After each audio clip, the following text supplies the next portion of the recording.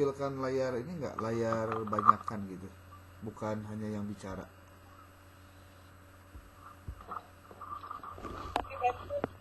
Enggak bisa.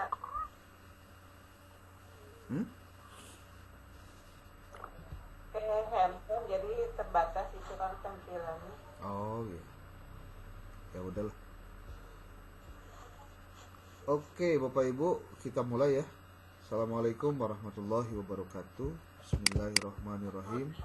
Waalaikumsalam. Alhamdulillahirabbil alamin wa bihi nasta'inu ala umuri dunya waddin. Wassalatu wassalamu ala asyrafil anbiya'i wa mursalin sayyidina Muhammadin wa ala alihi wa sahbihi ajmain. Rabbi shrah li sadri wa yassir li amri wahlul 'uqdatam min lisani yafqahu qawli. Amma ba'du. Bapak Ibu, mahasiswa program sarjana jurusan atau prodi Pendidikan Agama Islam Sekolah Tinggi Agama Islam Al-Masturiyah kelas 5 atau kelas 6 semester 6 kelas 3 atau 53. Alhamdulillah hari ini kita masuk ke pertemuan ke 1, 2, 3, keempat ya, pertemuan keempat yang masuk kita di minggu kedua di bulan Februari tahun 2025. Mari kita awali dengan bacaan basmalah. Bismillahirrahmanirrahim. Bapak Ibu, saya minta ada laporan dulu dari Bu Lilis ataupun dari siapapun terkait kegiatan yang kemarin sudah dilakukan. Apakah sudah ada progresnya ataukah memang ada kendala? Kalau kendalanya di surat sehingga jadi tidak bisa melakukan, ya mungkin itu urusannya lain ya. Tapi saya juga nggak ngerti 24 jam masa nggak bisa ngurusin 10 menit aja gitu ya buat ngurusin Anda gitu. Tapi ya sudahlah. Saya tidak mau berpanjang kalam karena nanti urusannya bisa panjang juga ya. Oke, saya pengen tahu yang sudah melaksanakan. Paling tidak saya pengen dengar dulu apa yang sudah terjadi, bagaimana hasil Anda melakukan bacaan terhadap buku-buku tentang PTK. Apakah Anda mengalami sesuatu yang baru yang belum pernah dilakukan sebelumnya? Saya Bu Lilis belum mendapatkan daftar nama kelompoknya ini, yang dua orang itu siapa saja. Mungkin nanti boleh di-share sebagai bagian saya supaya gampang mendeteksi. Karena nanti pada saat melakukan paparan di pertemuan minggu depan itu paparannya itu harus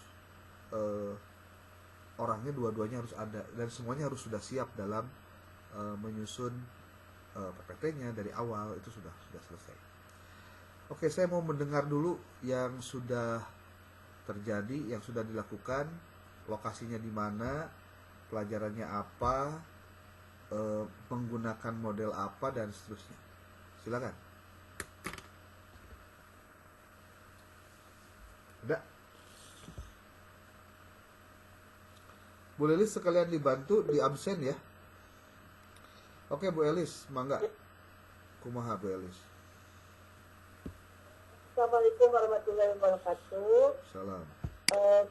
Kemarin ya karena ya udah maksudnya udah ke SD itu ya kan ke guru PAI kan kalau nggak salah apa PTK mencari kesalahan guru itu ya kan kita maksudnya mencari sesuatu yang kurang kan gitu ya. Nah kemarin kita penelitian di SD 5 Karangtengah ke guru PAI-nya. Pas aku tanyain kayak RPP gitu ya, sudah katanya ketinggalan. Kemudian gurunya suaranya kecil akan jadi mau kita masukkan nama gemoy ya. Kemudian ya jadi si anaknya baru-baru dengerin gitu. Kemudian apa juga kemarin oh jadi asalnya gini pan aku tuh ditanya ya kita bapak sudah sampai akhirnya banget makanya aku teh matakan bingung aku mau maksudnya mau bilangin bapak kurangnya ini sama lu gitu asal gimana gitu, tapi belum sih, nanti kan mau ke sana lagi hari Kamis kalau nggak salah hari depan. Itu aja akan ya. Terima kasih. Ya.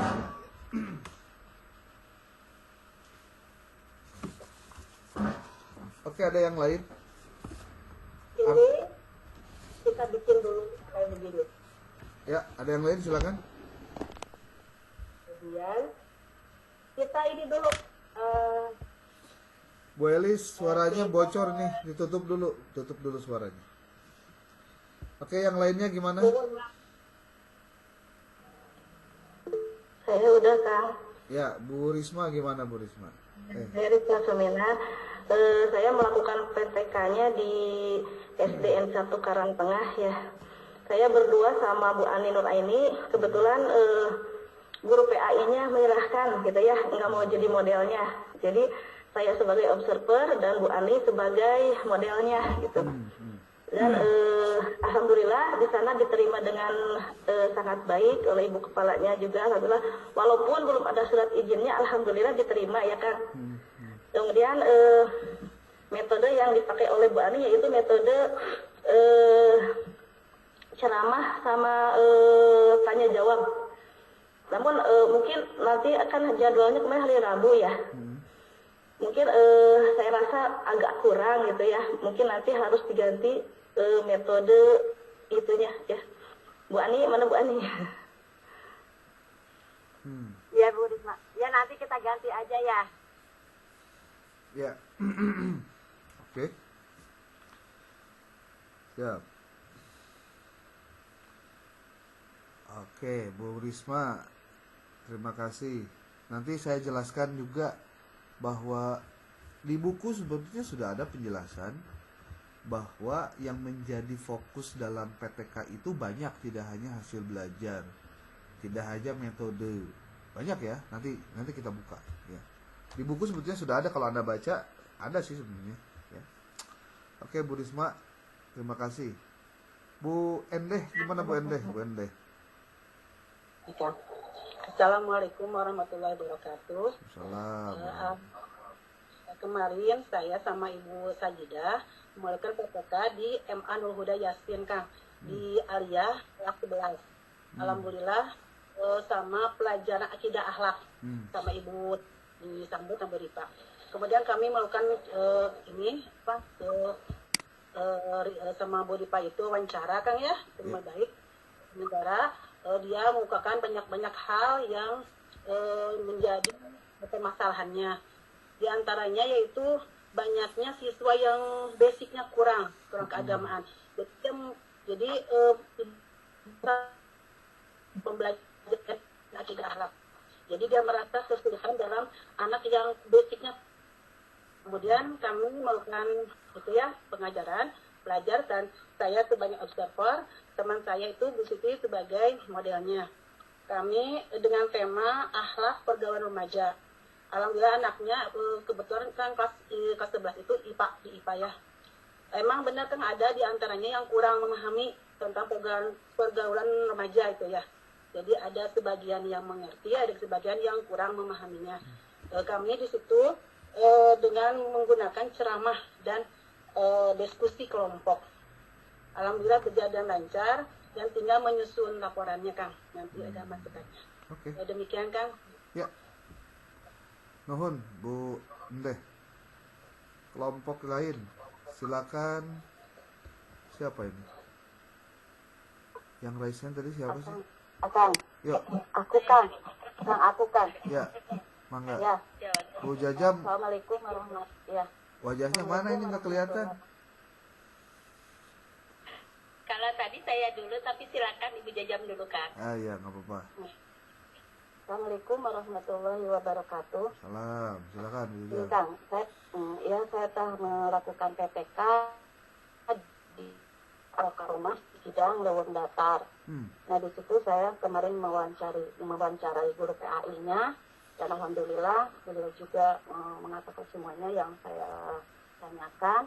Kemudian yang saya kan sendiri Kang, yang menjadi guru modelnya yaitu guru PAI-nya. Di sini saya juga menanyakan sampai bab mana, bab kelima yaitu dalam mata pelajaran akidah akhlak. Yang materi pembelajarannya yaitu kejadian luar biasa. Yang digunakannya adalah metode ceramah, terus di akhir menggunakan model pembelajaran summarization. Di situ ringkasan. Jadi anak meringkas itu akhir apa yang disimak oleh anak ditulis kembali, dirusum kembali, diringkas kembali. Nah, baru sampai itu Kang, saya mungkin terus keduanya nanti akan mewawancari anak dan juga membuat disebutnya tes gitu. Saat ini saya juga lagi mempersiapkan untuk laporan PPK-nya Kang. Ya, itu aja. Assalamualaikum warahmatullahi wabarakatuh. Waalaikumsalam warahmatullahi wabarakatuh. Terima kasih Bu Jajam. Silakan Bu Wina. Terima kasih Kang. Assalamualaikum warahmatullahi wabarakatuh. Salam warahmatullahi wabarakatuh. Alhamdulillah Kang, kemarin saya dan teman saya Wina Widianisi dan Bu Emma Nurhayati sudah melaksanakan mulai dari prasiklus dan siklus pertama yaitu di MTS Al-Hidayah Cibadak. Saya melaksanakan PTK pada mata pelajaran fikih kelas 8. Seharusnya katanya kemarin ada kendalanya. Yang pertama yaitu di buku juga hanya menggunakan satu buku yang dari Depok saja gitu ya, acuannya. Terus yang kedua di ini sarana katanya gitu ya. Karena sebelum itu kita melaksanakan wawancara dengan gurunya, tapi lebih kendalanya itu di sarana saja. Terus di siswanya juga sebenarnya banyak anak karena fikih lebih kepada praktek kayak sholat, dan kemarin kita ada pada bab 1 itu mengenai sujud syukur, sujud sahwi, dan sujud tilawah. Nah ternyata anak-anak itu memang pada prakteknya alhamdulillah pas pertanyaan itu atau tanya jawab dan diskusi, anak-anak ada dari 24 itu ada 18 atau 17 sudah bisa menjawab gitu. Nah, jadi ya pada judul baru, tapi gurunya meminta bab yang itu saja untuk dilaksanakan. Seharusnya kan sebab zakat, tapi gurunya meminta yang itu karena kepada evaluasi. Terus ada kendalanya juga, ternyata jam pelajaran itu dikurangi Kang. Jadi 1 jam itu hanya 25 menit kalau nggak salah kemarin. Jadi pas 1 jam itu jadi hanya 50 menit Kang. Karena katanya siang itu anak-anak itu sudah tidak konsentrasi. Jadi gitu. Jadi kemarin juga nggak sampai pada fokus yang seharusnya gitu. Jadi cepat banyak pengen pulang karena kelas yang lain sudah pulang, konsentrasinya jadi terpecah gitu kemarin itu. Allah. Jadi makanya kata saya apa ini efektif atau tidak pas kemarin, tapi dicoba dulu. Mudah-mudahan nanti di Kamis depan akan ada komunikasi lagi dengan guru PAI-nya. Ya bagaimana baiknya, karena kalau dilihat 25 atau 30 menit itu tidak cukup ya untuk materi juga gitu yang saya ini kan. Makanya mungkin kendalanya di situ. Jadi dari jam 12:30 itu anak itu jam 2 udah rewel pengen pulang gitu.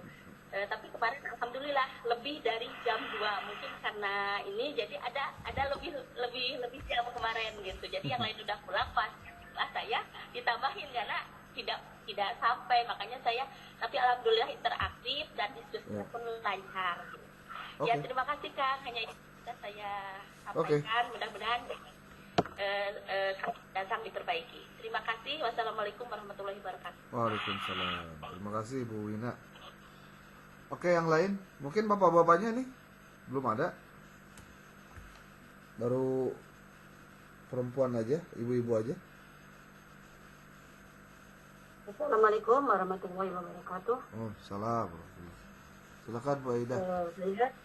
Ya, Aida Rosidah bersama Fauziah melaksanakan PTK di SDN Babakan Pari. Alhamdulillah antusias anak-anak dan juga guru, juga kepala sekolah menyambut kami dengan baik. Dan alhamdulillah sekolah itu sekolah emang alumni saya di situ, dan juga anak-anaknya juga masih anak-anak madrasah juga.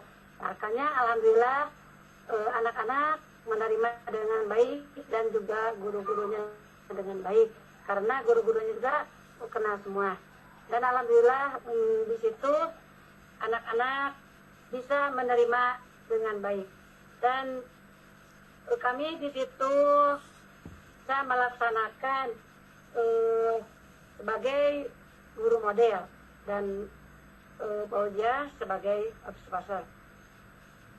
Nah, kekurangan saya di situ, anak-anak ketika belajar yang sebagian pada menerima biasa memperhatikan, cuman ada beberapa anak yang mungkin anak itu kan di madrasahnya juga sama anaknya itu juga, jadi tidak terlalu memperhatikan waktu menerangkan itu. Saya memakai metode ceramah dan juga tanya jawab. Ketika mau pulang, si anak bisa ditanya jawab. Terus anak-anak itu yang ada yang tidur-tiduran, ada juga yang main coret-coret gitu ya. Mungkin dia belum mengetahui. Insya Allah minggu depan hari Rabu akan saya perbaiki dan diganti metodenya. Selain metode ceramah, mungkin harus ada metode yang lainnya. Terus si guru PAI-nya juga menyerahkan kepada kami untuk menjadi model dan mempersilakannya dengan baik. Dan setelah istirahat sampai pulang, alhamdulillah waktunya cukup lama. Di situ kan tidak ada pembelajaran lagi, jadi diserahkan oleh gurunya. Makanya gurunya, guru PAI-nya itu menyerahkan dan dia silakan ibu. Terus ditanya lagi, Bapak kalau Rabu depan ke sini lagi, ya boleh, ya boleh di sini lagi gitu katanya. Ya alhamdulillah dengan baik hati orang itu guru PAI-nya juga kepala sekolahnya dan guru-guru yang lainnya menerima kami. Ya begitu dari kami. Assalamualaikum warahmatullahi wabarakatuh. Waalaikumsalam warahmatullahi wabarakatuh. Oke. Akan pucat paling wajah Mariam. Oh iya. Ada yang lain? Silakan. Baru Assalamualaikum. 5 kelompok. Ya. Silakan Bu. Ini Kang, Bu Hani ya. ya saya kemarin observasinya ke sekolah SMK. Kebetulan karena dekat rumah juga ya Kang, jadi meminimalisir ongkos yang bolak-balik gitu. Ya. Jadi kemarin itu anak-anak sekolah, mungkin kalau anak SMK itu lebih kondusif karena gampang diatur. Gak kayak anak-anak SD kan, kalau menjadi guru model itu sama kayak kita lagi ngajar di madrasah aja gitu. Ada yang ngelihat, ada yang merhatiin, ada yang fokus, ada yang enggak. Kalau untuk anak SMK sendiri, saya kan observasinya sama Teh Siti Ruqayyah, Kang, lebih ke gimana maunya mereka dulu ditanya. Biasanya kan guru PKI-nya itu lebih ke model ceramah katanya. Ada gak yang pakai PPT gitu kan, suka pakai proyektor gak di kelas katanya. Gak pernah katanya. Jadi kita mencoba kayak Itu SMK mana Bu? SMK Lijamul Aspal Cibadak, Karang Tengah. Ya. Jadi kita mencoba kayak diskusi, lebih ke kayak kita kalau kuliah gitu kan, metode kayak gitu, pakai PPT kitanya. Mereka itu lebih selebihnya kayak lebih antusias daripada kita kayak model kita kan metode ceramah dulu, tapi sambil kita ngasih objek gitu ke mereka, seperti ini. Oh berarti dan ada yang fokus, ada juga yang enggak Kang, dan lebih fokusnya tuh lebih ke anak perempuan gitu. Kalau kelemahan kemarin saya observasi itu, mungkin kemarin saya nanya lagi ke anak-anak, mau seperti apa nih kita metodenya, ayo kita diskusi bareng-bareng kan. Mereka udah pada ngerti juga ya Kang. Ibu gimana kalau kita metode diskusi katanya gitu. Jadi mungkin siklus 2 kita akan mengganti yang tadinya kita kan masih akan menggunakan proyektor juga Kang, tapi akan mengganti dengan model diskusi gitu Kang, karena anak SMK itu lebih antusiasnya seperti itu Kang. Oke. Ya, terima kasih Kang. Oke, Assalamualaikum. Assalamualaikum warahmatullahi wabarakatuh. Oh, Hani ya. Terus yang lain, silakan. Iya Kang, saya Kang. Assalamualaikum Mira. warahmatullahi wabarakatuh. Assalamualaikum warahmatullahi. Iya, nama saya Mira Sabaria Kang. Teman saya, teman PTK saya Ibu Haja Mimin Mariani. Nah kemarin saya ini PTK-nya di SDN 02 Cimahi Kang, yang lebih terdekat mungkin ya dengan rumah. Ya. Nah kemarin kita ke sana itu di hari Selasanya Kang, ya baru melakukan prasiklus Kang, wawancara gitu, Ya. menentukan sumber masalahnya ini ada di mana di mata pelajaran PAI gitu. Nah setelah diwawancara ternyata di situ lebih ke pembelajaran mata pelajaran Al-Quran Kang, gitu.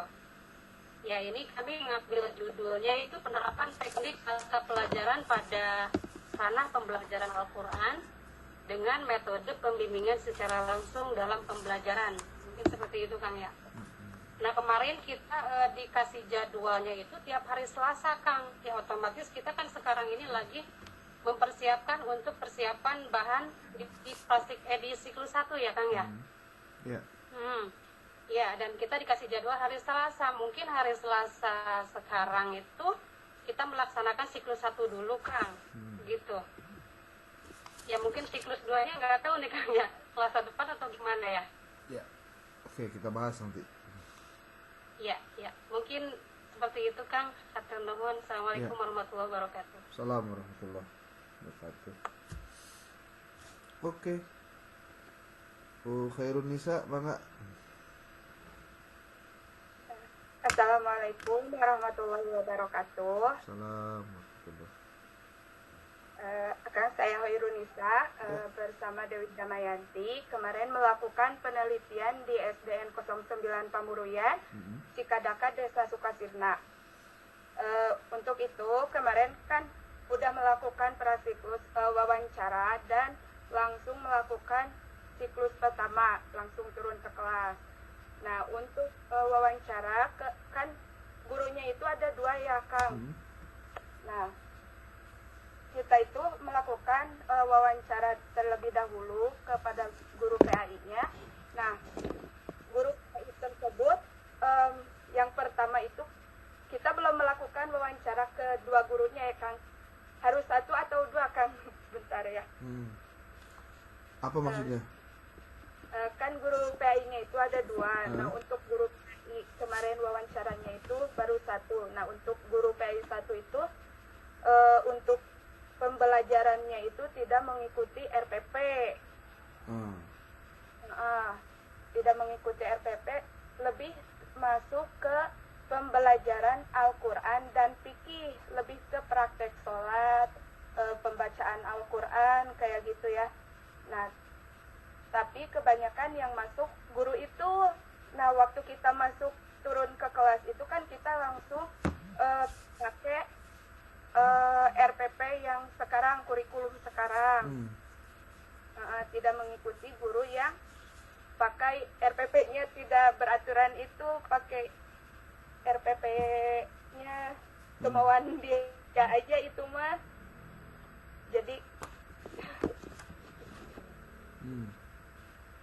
Jadi siswa itu lebih suka, kemarin kita menggunakan metode ceramah dan diskusi ya, Kang, tanya jawab dan kasih gift. Anak-anak lebih suka, jadi lebih semangat kayaknya kemarin itu. Mungkin masih ada kurangnya juga dalam pembahasannya, insya Allah untuk siklus kedua di ini lagi. Terima kasih.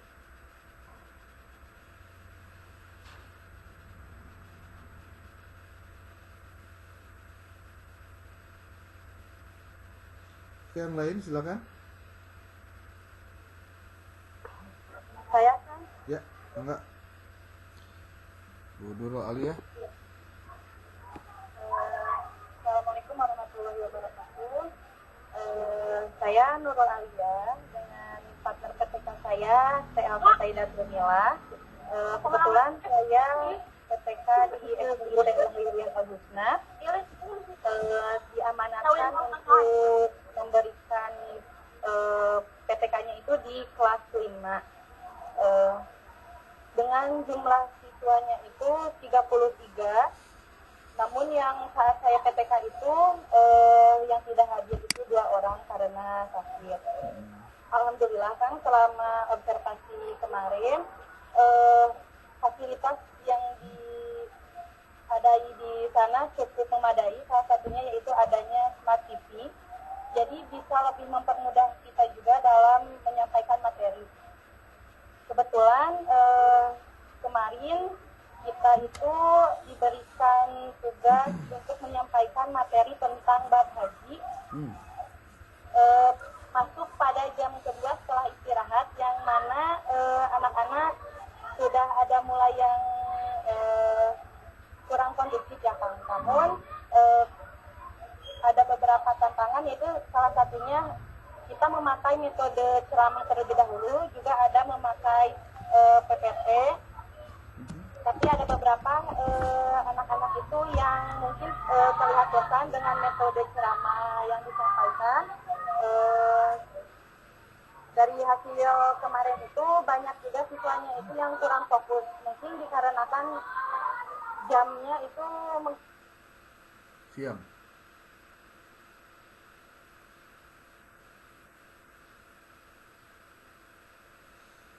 Halo, Bu Nurul? Kenapa Bu Nurul? Mungkin jaringannya, Kang. Oke.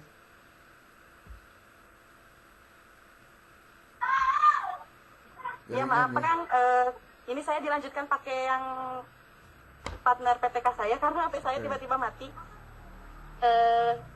Jadi di saat itu saya juga menggunakan sesi tanya jawab, keaktifan anak. Namun banyak juga yang aktif, tapi kebanyakan cewek yang selalu aktif. Yang cowok juga hanya ada beberapa di saat ada sesi tanya jawab. Sebelum pembelajaran dimulai juga saya menggunakan pretest untuk mempermudahkan anak-anak, karena kata guru yang mengajarkannya pernah disampaikan beberapa materi tentang bab haji tersebut. Jadi saya tanya kembali, namun ternyata ada juga beberapa yang masih belum paham. Di saat saya membaca, saya itu akan ada yang namanya metode untuk praktik berhaji, ataupun mereka sejauh mana mereka paham. Namun ternyata menurut mereka kemarin itu telah melaksanakan manasik haji dari sebelumnya itu. Jadi ada juga beberapa anak yang sudah mulai paham akan materi bab haji tersebut. Dari hasil kemarin mungkin ada beberapa hal yang perlu diperbaiki, salah satunya mungkin dari cara metodenya. Namun kemarin juga saya sudah mendiskusikan mungkin akan menggunakan metode membuat LKPD, jadi agar anak-anak itu lebih menarik, dan setelah saya konfirmasi kepada gurunya, anak-anak itu lebih suka akan LKPD. Jadi membuat mentoring mereka itu lebih paham, Kang. Mungkin sekian ya, Kang. Terima kasih. Ya. Siapa lagi? Ini baru ada 9 kelompok nih. Assalamualaikum warahmatullahi wabarakatuh. Salam warahmatullahi. Perkenalkan, nama saya Siti Robiatul Adawiyah. Saya melaksanakan PTK dengan Awil dan Firdaus di SDN 4 Cisande, Kadupugur. Ya. Waktu survei, alhamdulillah disambut oleh kepala sekolah dengan baik dan diterima. Namun kami tidak bisa melakukan wawancara dengan guru PAI-nya dikarenakan sedang cuti melahirkan. Maka kepala sekolah menyerahkan pelaksanaan PTK dikembalikan kepada saya dan teman saya. Kemarin pas hari Kamis. Gak ada wawancara dong kalau gitu ya? Kak? Gak ada wawancara dengan guru PAI-nya berarti? Iya, karena kan beliau sedang cuti melahirkan, gimana Kang solusinya? Apakah saya harus datang ke rumahnya apa gimana?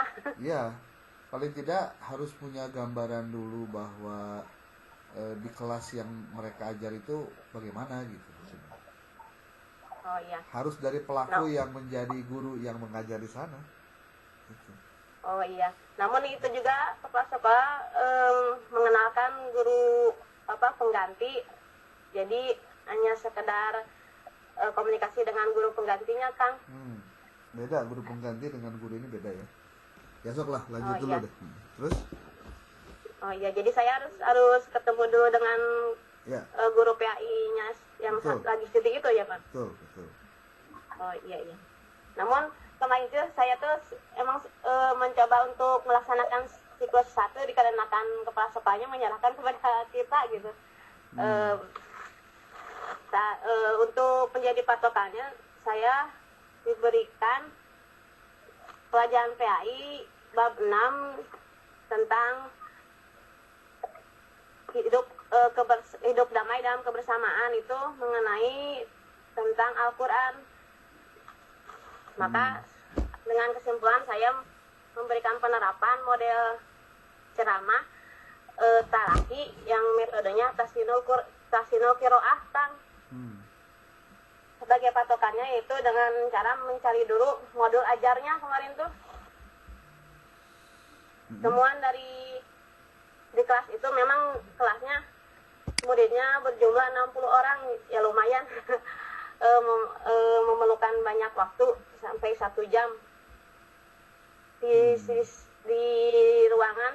Kemarin melaksanakan pertama sesi pemberian materi dengan metode ceramah, kemudian menjelaskan dari model talaki dan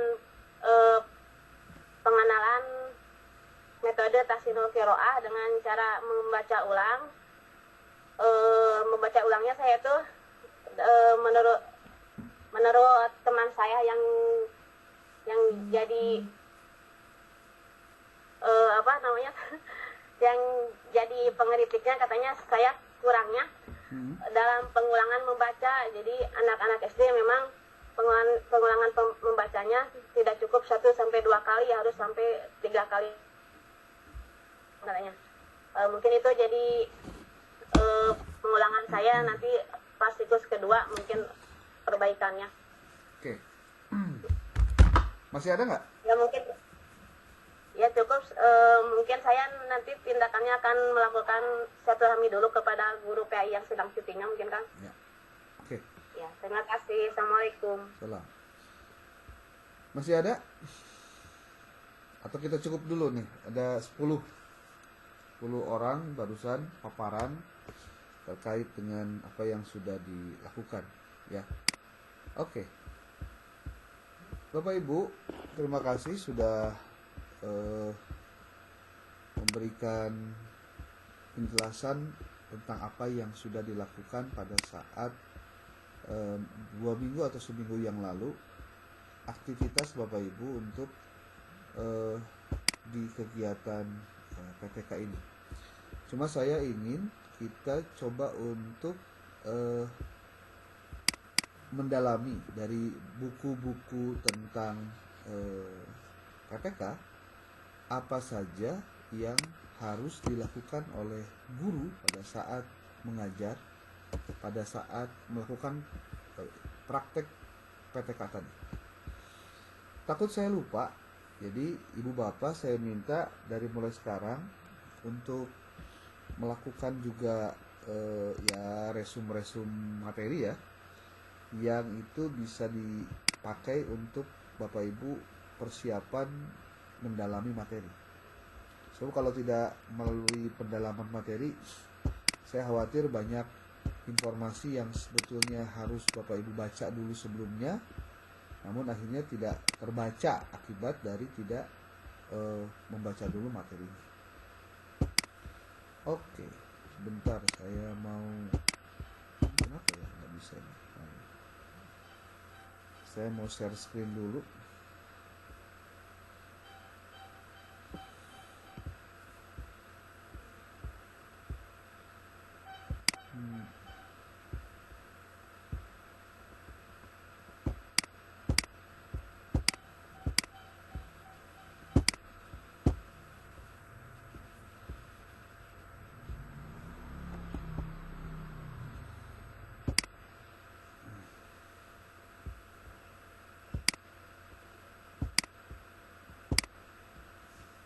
Oke. Eh, apakah tampilan buku sudah muncul? Apa Ibu? Belum. Belum. Ini bukunya sudah saya kirim ya. Jadi tidak ada cerita tidak dikirim. Jadi Udah ada, udah. udah. Ada 6 buku yang saya kirim buat Anda. Dan dari 6 buku itu ada yang juga itunya apa sebutnya teh proposal. Saya akan perlihatkan dulu keseluruhan isi bukunya.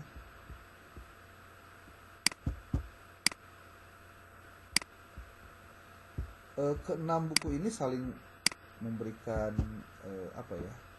masukan satu sama lain, terutama terkait dengan nomor yang ke-6, yaitu tentang model-model pembelajaran dalam bingkai PPK. Nah, kemudian terakhir saya akan menampilkan juga tentang teknik penyusunan proposal.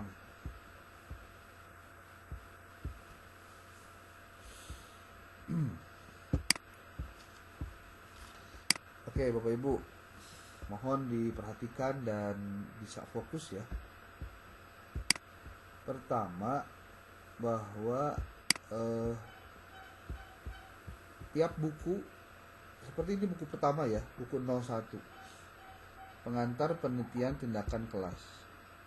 Saya minta buku ini di resume, ditulis atau dibuat ringkasannya. Minimal dua lembar. Kalau 2 lembar berarti 4 halaman, Pak. Ya, 4 halaman.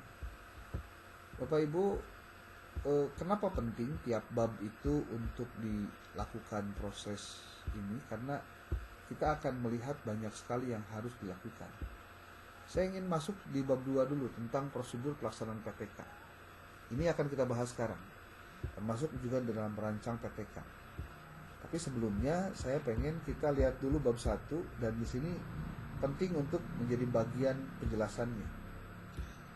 Pertama, bahwa ini nih lihat, komponen yang di dalam kelas dapat dijadikan sasaran PPK itu bisa siswa, bisa guru, bisa materi pelajaran, dan peralatan atau sarananya, termasuk penilaian, lingkungan, dan pengelolaan kelas.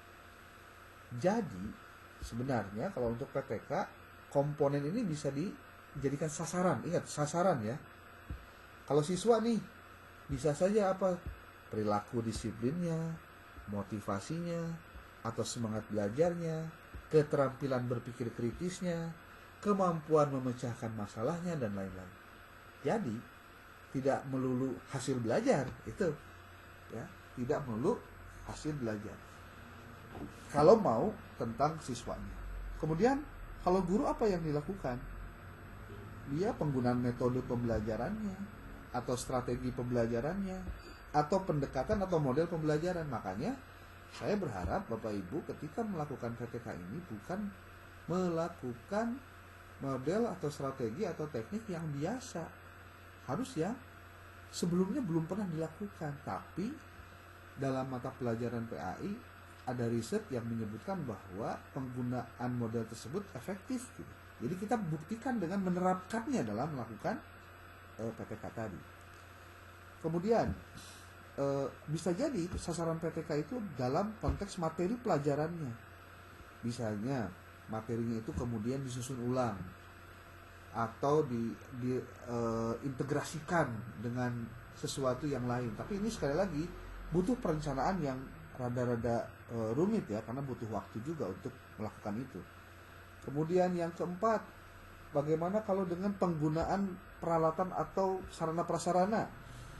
Memanfaatkan laboratorium, memanfaatkan media. Kemudian tadi ada si ibu apa tuh yang menggunakan Infocus contohnya, itu kan penggunaan media ya, atau penggunaan sumber belajar. Seperti kalau misalkan siswa diperbolehkan bawa HP itu supaya mereka bisa menggunakannya dengan bijak, maka kita akan arahkan dia dalam penggunaannya agar benar sesuai dengan peruntukannya. Atau ini juga nih, sasaran PTK itu bisa juga penilaian proses atau hasil belajar. Nah kan gitu. Walaupun kalau Anda lihat dalam proses penulisan PTK rata-rata itu kebanyakan ke hasil belajar ya. Hasil belajar pun tidak semuanya kognitif, bisa saja juga afektif ataupun juga psikomotorik, tergantung dari konteksnya gitu. Lalu yang keenam bisa juga lingkungan ya. Nah, lingkungan baik itu contoh seperti lingkungannya itu kondusif atau tidak, penataan ruangan kelasnya gimana, penataan lingkungan sekolahnya seperti apa, dan tindakan apa yang digunakan untuk ke arah sana gitu ya. Kemudian yang selanjutnya yang ketujuh adalah pengelolaan kelas. Pengelolaan kelas itu kayak gimana sih? Apakah siswa itu dikelompokkan atau dengan pengaturan jadwal atau pengaturan tempat duduk? Ternyata tempat duduk juga kalau diatur, kita lihat misalnya ada siswa dengan kemampuan membaca yang rendah, boleh jadi bukan karena persoalan dia nggak bisa baca, tapi nggak kelihatan gitu kan, harus diatur juga tempat duduknya. Nah, artinya kepekaan guru dalam memahami hal-hal tersebut menjadi penting untuk membuat dia bijak ketika di kelas itu harus seperti apa, ya. Kemudian boleh jadi penataan ruang kelas. Kadang-kadang urusan chat jadi masalah ya. Kalau di tingkat SMA itu bahkan mereka tuh pengen ngechat sorangan kadang-kadangnya kelasnya teh. Karena memang mereka pengen merasa nyaman berada di tempat tinggalnya. Nah, Bapak Ibu, ternyata permasalahan dalam dalam PTK itu bisa dikembangkan juga dalam hal-hal lain. Ini penjelasannya Bapak Ibu bisa lihat ya di bagian halaman 3, 4 di rumusan buku 1 ya, buku 01. Saya bilang buku 1 berarti buku 01. Nah, sekarang kita masuk ke bab 2 Bapak Ibu. Nih. Oke, sorry.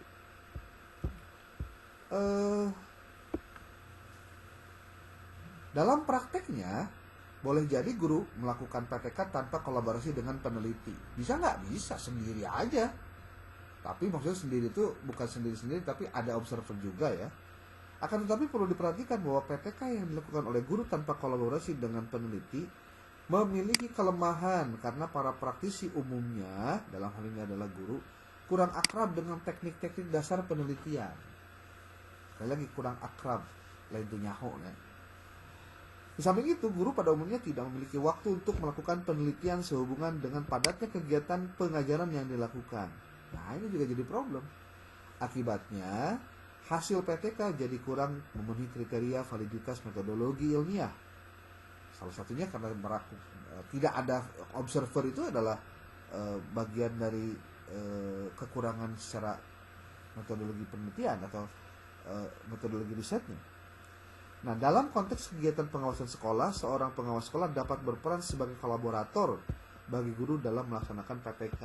Ini kalau dalam praktiknya.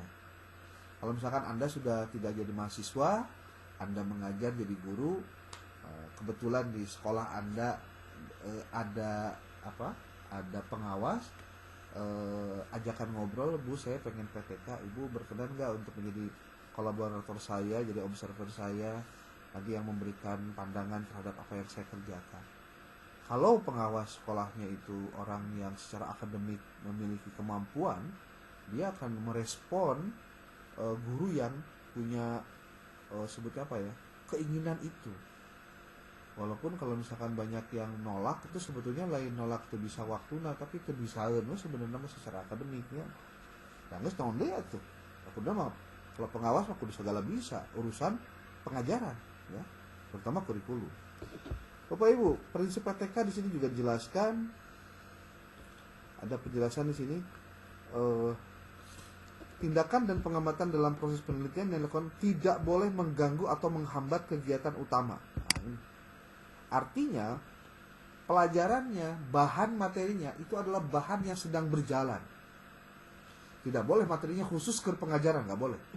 Karena kita dalam rangka berproses untuk belajar terus.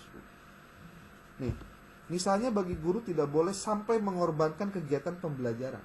Siklus ketindakan dilakukan dengan mempertimbangkan keterlaksanaan kurikulum secara keseluruhan. Jadi ya berjalan bukan karena penelitian terus dibuat baru, materinya baru, siswanya hanya dikondisikan saja.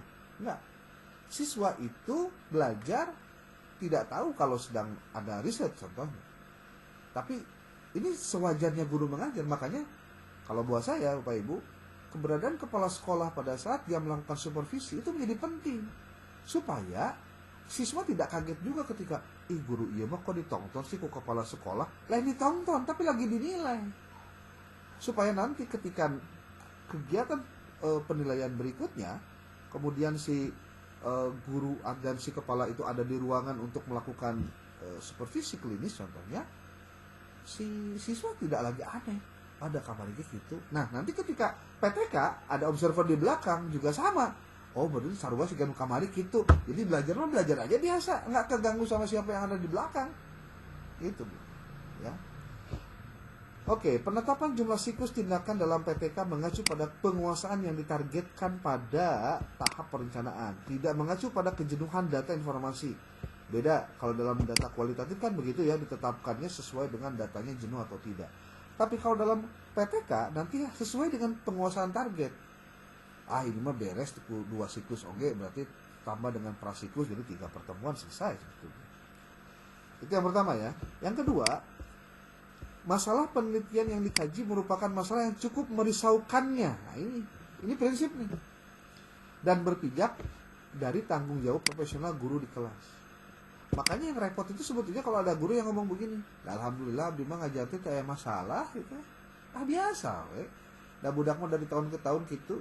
Nah itu berarti gurunya, si gurunya itu sudah merasa bahwa dirinya sudah selesai dan tidak perlu ada perbaikan dan diskusi.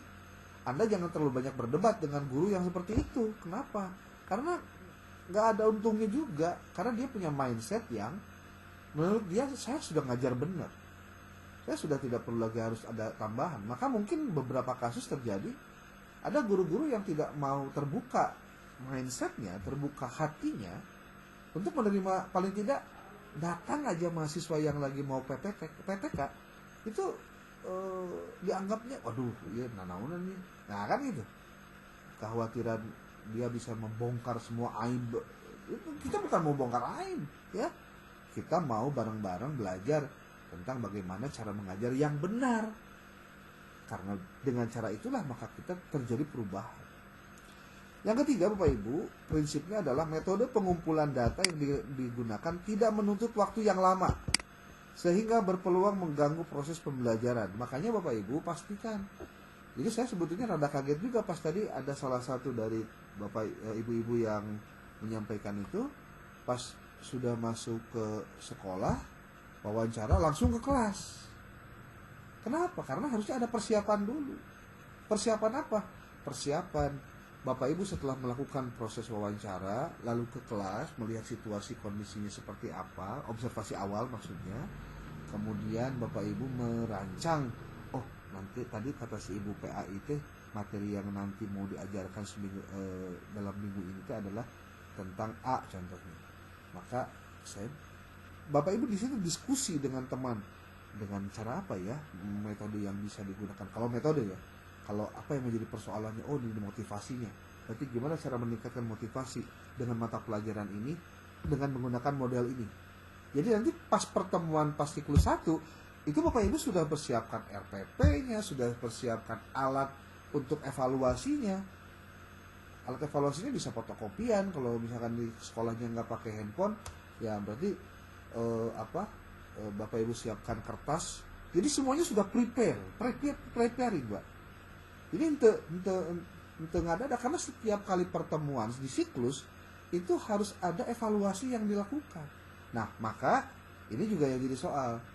Pak, punten, tadi pada saat di antara ibu-ibu yang tadi menyampaikan tentang hasil mereka ke lapangan, itu ada ada informasi bahwa nanti akan mengganti metodenya. Nah ini juga jadi saya kaget. Kenapa kok ganti metode? Ini problemnya bukan di kita sebetulnya, tapi di siswa. Kita itu sudah menyiapkan penggunaan model apa, itu dari awal Dan tidak ada perubahan. Kemarin ceramah, sekarang mau diskusi. Bentar dulu, bukan itu masalahnya. Kita di PTK itu justru ingin menerapkan satu model, kalau misalkan model pembelajaran ya, dan model itu diukur bagaimana tingkat keberhasilannya. Bapak Ibu harus ingat, penelitian itu bukan untuk mendapatkan hasil bagus, bukan. Gimana kalau dengan 2 kali siklus ternyata hasilnya negatif? Apakah PTK-nya jelek? Enggak. Ini saya pengen jelaskan dulu. Saya tegaskan berkali-kali Bapak Ibu. Ketika Bapak Ibu melakukan penelitian tindakan kelas, targetnya bukan target harus bagus, harus tercapai. Enggak. Justru saya ingin Bapak Ibu melakukan penelitian tindakan kelas itu pastikan objektif seperti yang terjadi di lapangannya seperti apa. Jadi nanti Bapak Ibu bisa mengkritisi sendiri apa faktor kelemahannya, apa yang menjadikan pembelajarannya kurang berhasil. Apakah karena Bapak Ibu belum melakukannya dengan benar? Ya tanya ke observernya. Selama proses ketika mengajar itu sesuai dengan RPP atau tidak. Nah makanya Bapak Ibu, kenapa harus dipersiapkan dari awal itu? Karena semuanya berbasis pada perencanaan. Gitu. Oke, yang keempat, metodologi yang digunakan harus terencana. Ini nggak usah ada bahasa berarti ya. Secara cermat dan taat azas PTK. Kelima, permasalahan atau topik yang dipilih benar-benar nyata, mendesak, menarik, dan mampu ditangani, dan berada dalam jangkauan kewenangan peneliti untuk melakukan perubahan. Sekali lagi, yang bisa dilakukan peneliti adalah dia memiliki gagasan dengan model apa, kemudian itu bisa dilakukan. Yang keenam, peneliti harus tetap memperhatikan etika dan tata krama penelitian serta rambu-rambu pelaksanaan yang berlaku umum. Dalam pelaksanaan PTK harus diketahui oleh pimpinan lembaga. Nah, makanya kenapa harus ada surat ya. Disosialisasikan pada rekan-rekan di lembaga terkait. Dilakukan sesuai dengan tata krama penyusunan karya tulis akademik. Di samping tetap mengedepankan kemaslahatan bagi siswa. Nah, itu juga perlu diperhatikan. Prinsip ketujuh, kegiatan PTK pada dasarnya merupakan kegiatan yang menggunakan siklus berkelanjutan. Karena tuntutan terhadap peningkatan dan pengembangan akan menjadi tantangan sepanjang waktu. Ini. Maka Bapak Ibu perlu tahu jenis PTK itu apa saja. Nah ini yang mungkin perlu digali nih Bapak Ibu. Saya mau menggunakan PTK jenis apa? Ini perlu dijelaskan nanti ketika Bapak Ibu menuliskan di proposal. Ada PTK diagnostik. Ini PTK diagnostik adalah penelitian yang dirancang untuk menuntun peneliti ke arah suatu tindakan.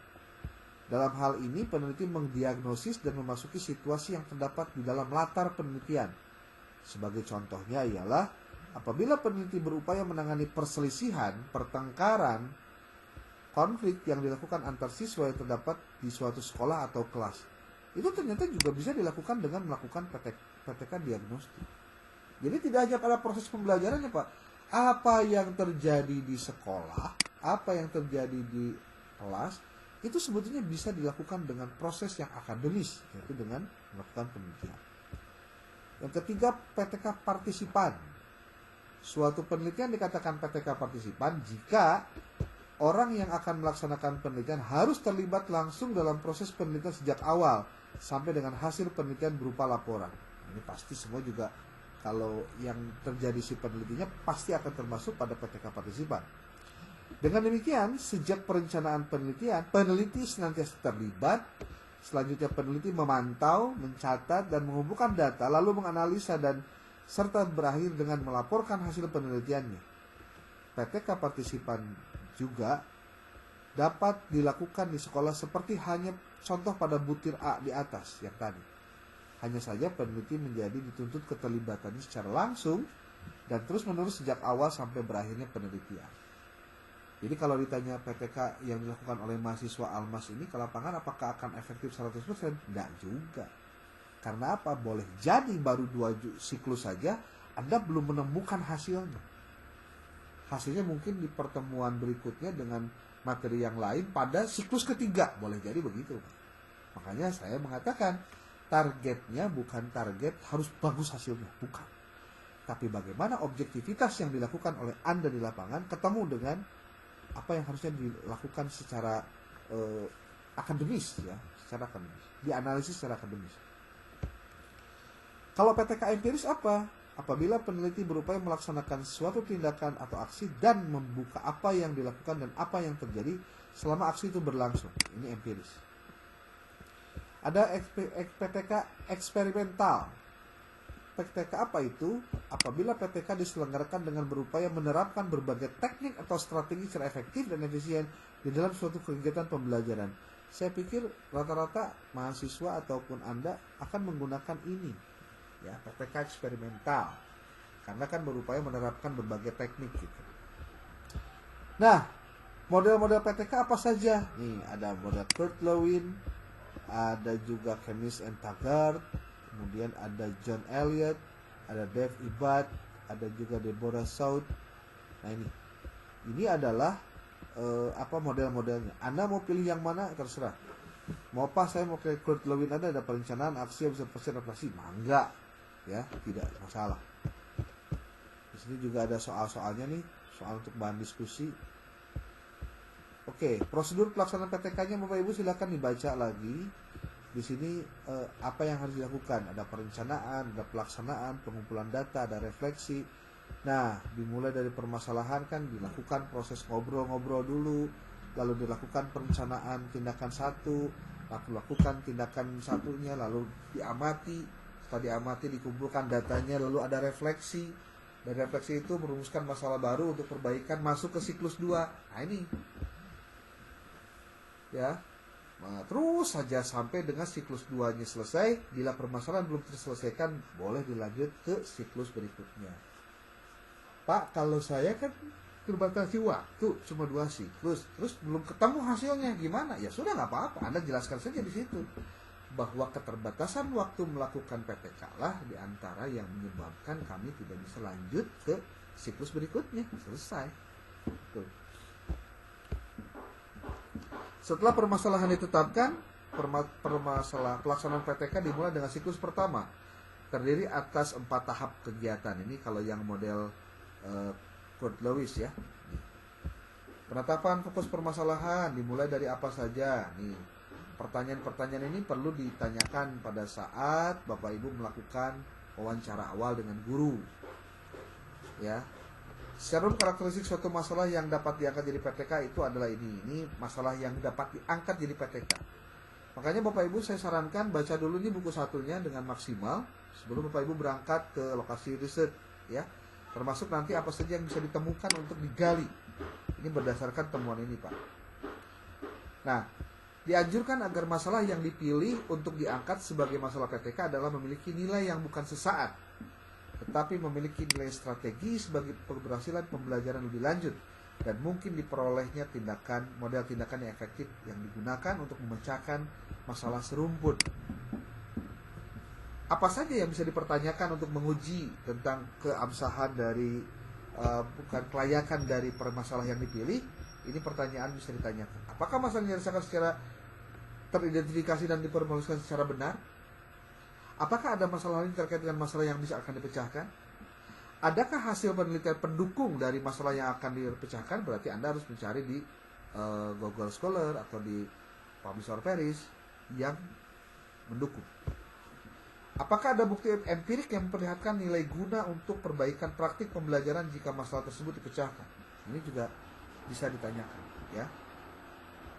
Setelah memperoleh sederet permasalahan melalui identifikasi, dilanjutkan dengan analisis untuk menemukan kepentingan. Makanya tadi kenapa saya bilang Anda harus observasi ke lapangan, Anda harus melakukan ngobrol atau wawancara dengan kepala sekolah, dengan guru. Kalau di Aliyah ada wakakurikulum, ada guru PAI-nya juga. Itu dalam rangka apa? Menggali dan mengidentifikasi masalah. Sehingga nanti menentukan saya menggunakan model apa ya kalau pembelajarannya sih gak gitu. Karena memang masalahnya di pembelajaran. Dan pembelajaran itu jenuh. Berarti dia harus diberikan solusi bla bla bla. Jadi Bapak Ibu setelah melakukan wawancara observasi awal dan sebelum melakukan PTK siklus 1, menentukan model apa itu berdasarkan identifikasi dari masalah pada saat Bapak Ibu melakukan obrolan awal. Tuh. Oke, analisis masalah digunakan untuk merancang tindakan baik dalam bentuk spesifikasi tindakan, tuh kan? Keterlibatan peneliti, waktu dalam satu siklus, indikator keberhasilannya apa, peningkatan sebagai dampak tindakannya apa, dan hal yang terkait lainnya dalam pembacaan masalah yang dimajukan. Bapak Ibu nanti harus ada istilahnya indikator keberhasilan. Yang kalau itu tidak tercapai berarti belum berhasil, kan gitu aja simple. Indikator keberhasilan itu biasanya dilihat dari apa? Nanti ada penjelasannya di bawah. Itu dari ketercapaian siswa. Contoh gini, kalau dalam satu kelas rata-rata siswa mendapatkan angka 75, itu sebagai indikator Bapak Ibu. Oh, berarti berhasil. Di bawah 75 berarti tidak berhasil. Kan simple. Rata-rata ya, saya bicara dengan rata-rata. Maka indikator keberhasilan itu ditentukan oleh si guru yang akan melakukan riset PTK-nya. Nah, pada tahap berikutnya, masalah yang telah diidentifikasi dan ditetapkan dirumuskan secara jelas, spesifik dan operasional. Maka setelah itu, rumusan masalah yang mengandung tindakan alternatif ini. Nih, masalahnya ini. Seperti ini, apakah penggunaan strategi pembelajaran inquiry dapat meningkatkan pemahaman siswa terhadap materi pelajaran IPS? Nah, ini kan pertanyaan yang sifatnya sederhana tapi justru bagian dari tindakan alternatif yang ditempuhnya. Nih.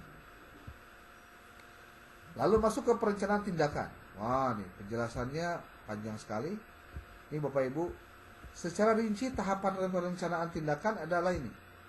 Pertama, menetapkan cara yang akan dilakukan untuk menemukan jawaban berupa rumusan masalah. Berarti Bapak Ibu kan kenapa kemudian Anda harus menyusun proposal? Itu salah satunya karena mempersiapkan diri untuk memastikan kita siap ketika berada di lapangan.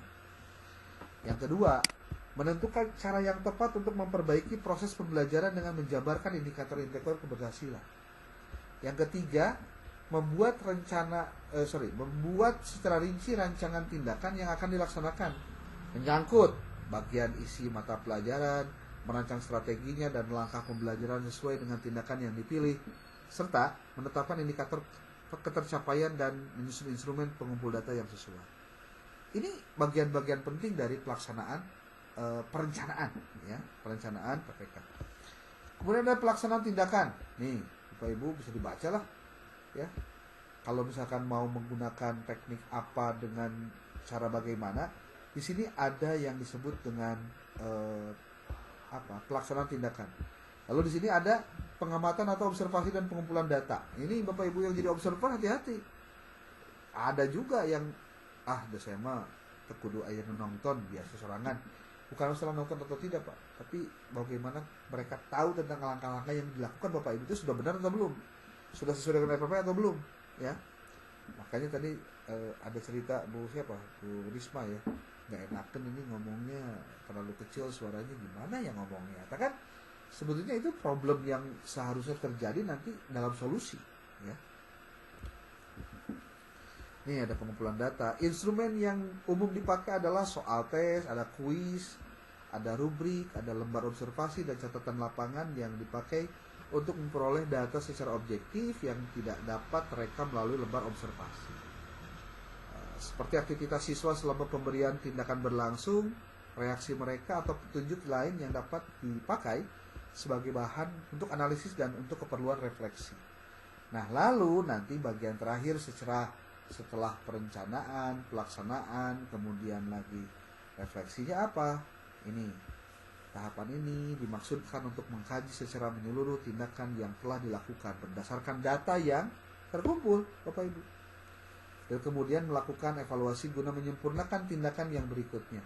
Jadi beres melakukan siklus 1, refleksi, hari naon kekurangannya, apa kelebihannya, siapa siswa yang harus saya perhatikan full. Karena kan kamu tadi di belakang ngeliat tuh, ada siswa yang ngantuk lah atau gimana. Itu dicatat satu persatu tuh sama observernya. Jika terdapat masalah dan proses refleksi, maka dilakukan proses pengkajian ulang melalui siklus berikutnya. Berupa kegiatan apa? Perencanaan ulang, tindakan ulang, pengamatan ulang, hingga permasalahan yang dihadapi itu dapat teratasi. Itu adalah apa? Pelaksanaan.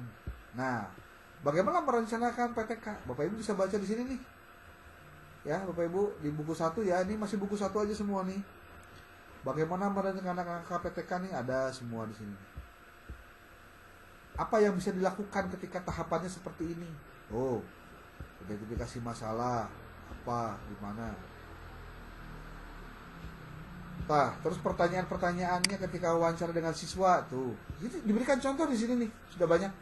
Jadi Bapak Ibu yang belum memahami tentang PTK sebelum waktunya dilaksanakan, padahal Bapak Ibu perlu ke lapangan, baca dulu materi dengan khatam. Saya minta di print out, jangan dina laptop, sok loba alasanana, kayak sinyal lah, naon lah, gitu. Pastikan dulu semuanya membaca referensi ini supaya satu frekuensi menulisnya. Tuh, menggambarkan alternatif tingkatan. Karena ini nyangkut dengan nanti penulisan laporan Bapak Ibu. Tuh, rencana dan proposal PTK. Tuh, rencana perbaikan. Menentukan dan mempersiapkan prosedur. Lembar observasi dan pedoman wawancara. Tuh. Ini untuk observasi observer ya. Guru menggunakan contoh. Kemunculannya ada atau tidak, sering atau tidak. Guru memeriksa. Jadi Bapak Ibu ketika Bapak Ibu melaksanakan PTK itu di kelasnya, itu si observernya sudah pegang ini Pak, sudah pegang instrumen penilaian, sudah nyiapin rubrik. Jadi bukan nonton wungkul, enggak, ya langsung melakukan teknik ini. Nah, ada proposal PTK di sini, hakikat proposal, format proposal seperti apa. Ini ada judul. Kemudian ada bab 1 pendahuluan. Wah, lengkap sekali ini buku ya. Saya pikir kalau saya jelasin semuanya nanti Bapak Ibu akan jenuh lah mendengar saya ngomong terus. Sekarang sudah pukul 9.20 berapa? 28 ya. Oke, sebelum penutup mungkin ada yang mau disampaikan dulu dari apa yang tadi barusan disampaikan.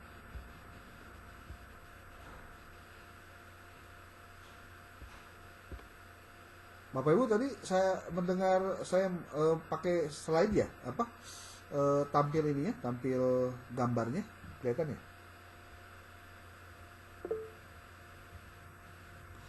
Cuma sebentar tadi Kang. Oh sebentar. Kebanyakannya wajah saya terus ya? Nggak kelihatan Kang. Oh iya. Oke. Itu silakan buka buku 1 ya, Bapak Ibu. Buku 1 di print out kalau perlu karena jumlahnya juga sedikit kok. Cuma berapa halaman? 96 halaman lah. Hampirnya habis. Kang boleh nanya gak? Oke, boleh, silakan. Nanti untuk laporan PTK-nya, untuk laporannya, laporan PTK sama proposalnya enggak? Iyalah. Laporan ini sama proposalnya. Jadi berdua gitu.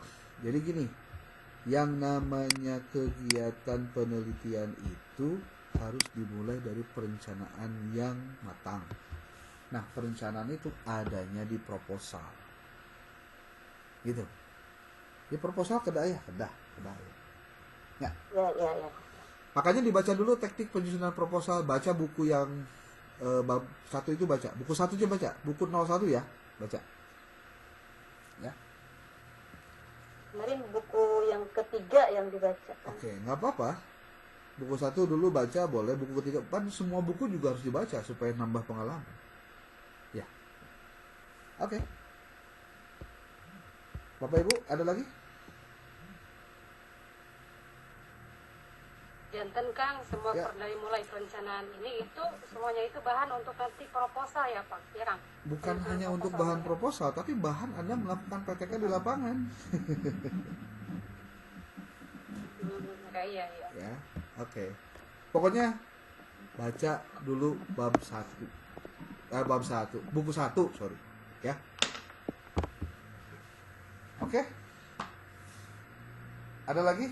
Bu Lilis mungkin ada yang mau ditanyakan?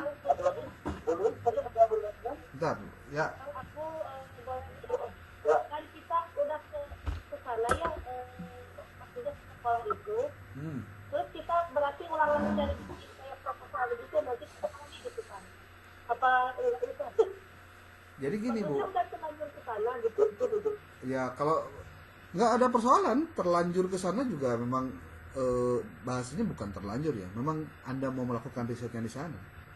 Jadi yang harus dilakukan oleh Anda adalah memastikan bahwa semua tahapan yang terdapat di dalam buku PTK itu Anda lakukan. Dan jangan lupa satu hal, semuanya harus ada rekamannya, ada videonya, ada gambarnya, ada notulensinya. Jangan lupa itu. Biasanya peneliti itu tidak mau melakukan hal-hal ribet. Jadi kalau Anda tadi menemukan kasus di mana ada guru yang manggawe nyerahkan ke guruna kapan siswa. Bapak Ibu percaya atau tidak? Ini saya boleh mengatakan untuk di test case saja. Mudah-mudahan apa yang dilakukan oleh kita saat melakukan simulasi dan praktik PTK ini di lapangan menjadi bagian penting dari ikhtiar agar guru-guru di kita itu memiliki kemampuan meneliti yang bertambah sehingga mereka memiliki kemampuan untuk memperbaiki dirinya sendiri.